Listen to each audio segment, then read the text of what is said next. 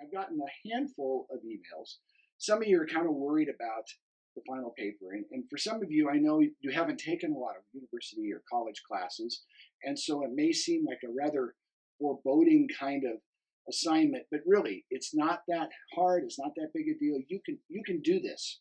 So I wanted to give just a couple minutes of some advice, if I can, to walk you through how to do your paper.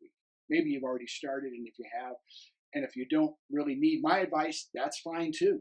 But for those of you that might want to hear what I'm expecting, the paper is 6 to 8 pages long. That's not that long. It's double spaced, 12-point font. Really, it'll be done before you know it.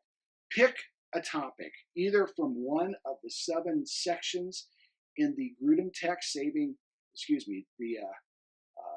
Grudem text, Understanding Scripture.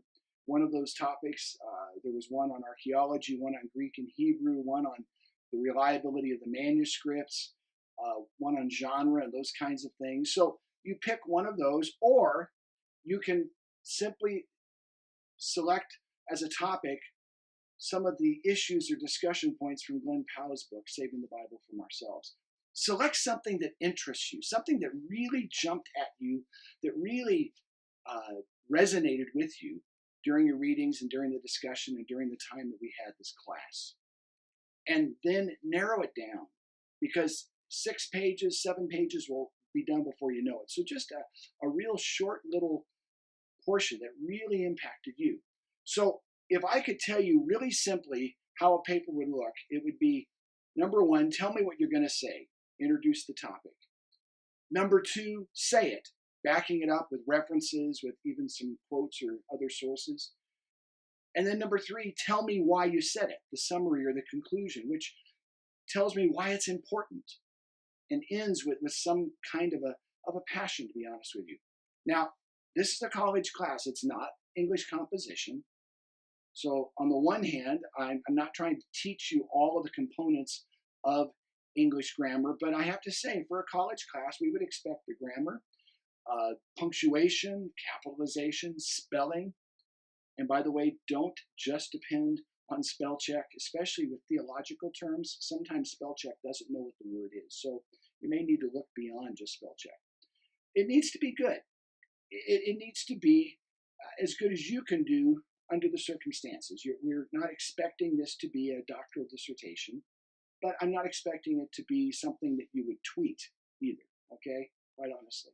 The university has a standard because it wants the diploma that you get at the end of your studies to actually mean something and to be a real university degree.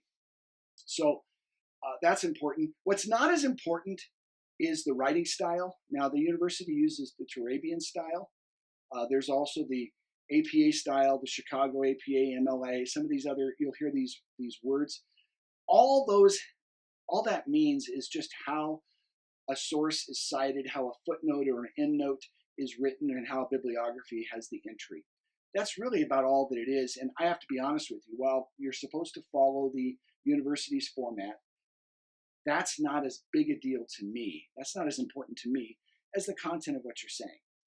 And then finally, write in the third person. In an academic paper, we don't say I and me. In other words, I don't write, I believe this, I think this. I know it sounds a little silly, but actually in academic work, we use the third person. So instead of I believe, you might write many believe that, or I think this, you would write, one might draw the conclusion from these sources that, and then make your statement. Everyone who turns in a paper, every one of you who will turn in a paper and make an effort is going to get a decent passing grade in the class, okay? So don't freak out and worry that you're going to fail or something, because you're not. You just do your best, and you're going to make it through the class. However, if you want to get a B or B plus or an A minus or even an A, then you need to turn it up some notches, and it needs to have some introductory sentences, and it has to have transitional sentences. It has to flow. It needs to be well written. Now, having said that, some people like to put headings on certain parts of their paper, and that's perfectly fine if you'd like to use that. Don't overdo it. But if a heading would help you organize it, I actually use headings a lot when I write papers. So that is something you can do or don't have to do. But what I guess I would say is just jump in and start writing. Because once you select your topic and you start typing away and writing, you'll have 6, 7 pages before you know it. And then you can just take that and you can start dissecting it and cleaning it up and changing and putting a transitional sentence in here or there and making sure that your paragraphs aren't too long, and those kinds of things. So don't overly freak out and worry about it, but just have fun with it and write about something that interests you, because then it makes it a lot easier. Okay. And so I just want you to take this task and do it. The paper will be due in a week.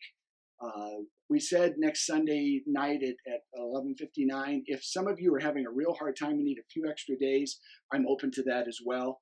Just let me know. But truthfully, you should be able to just kind of push through and get it done. Just carve out a couple hours, a couple times this week, and you'll have it done. Okay. So hey guys, it has been so great to interact with you. I feel through these videos, as well as all the discussions and comments I've gotten, that I actually know some of you. So I look forward to perhaps having you in another class in the future. God bless you guys.